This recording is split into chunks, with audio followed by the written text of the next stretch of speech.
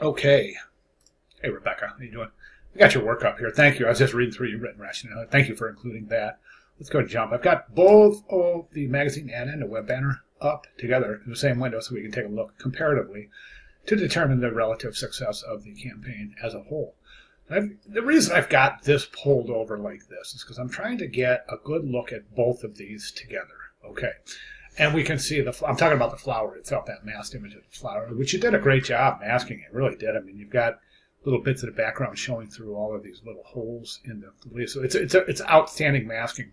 My only issue is that if you take a look at the shape of this flower, it's completely different than the shape of this flower, which is telling me that this flower has been resized while not constraining the original aspect ratio of that image itself.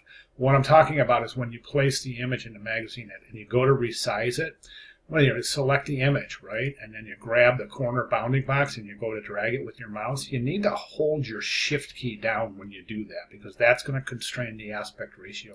In other words, that's going to constrain the original proportions of the image. So you're not stretching one horizontally without stretching vertically at the same time. So each time you don't want to resize it this way without resizing this way. You want the whole thing to resize together, right? Otherwise, you have this distortion that we have, and we can clearly see right there. I'd like to see that rectified for your for the final submission at the end of the class for your final work. Okay.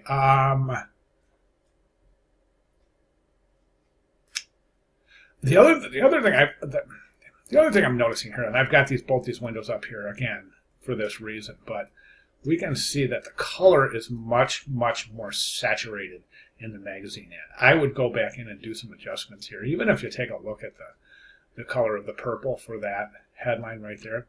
I'm really not sure that you have used the same colors. Right now, these colors are much more muted. I would recommend using the same colors for the headline and subhead that you used here. Now, if we take a look at the banner end, we can see that the headline itself, Perfect Family Getaway, is set in an italic. The word family is misspelled here and here.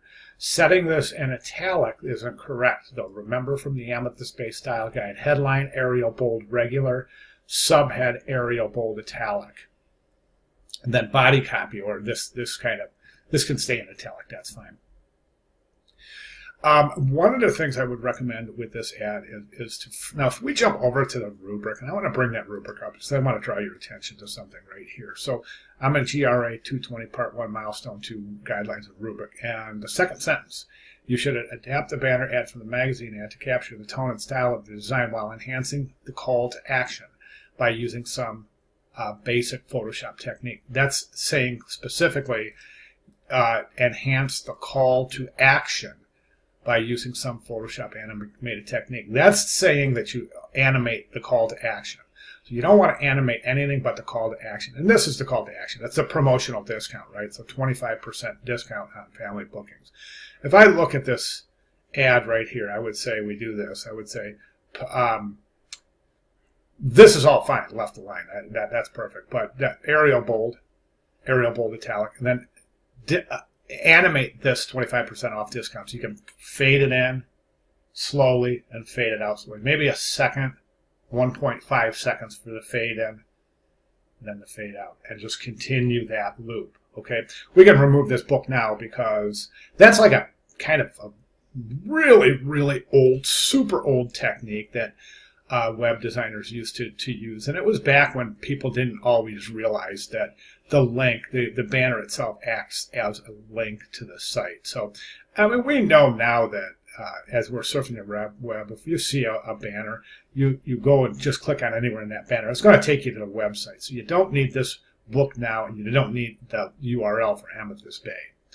What I would recommend, however, is I would bring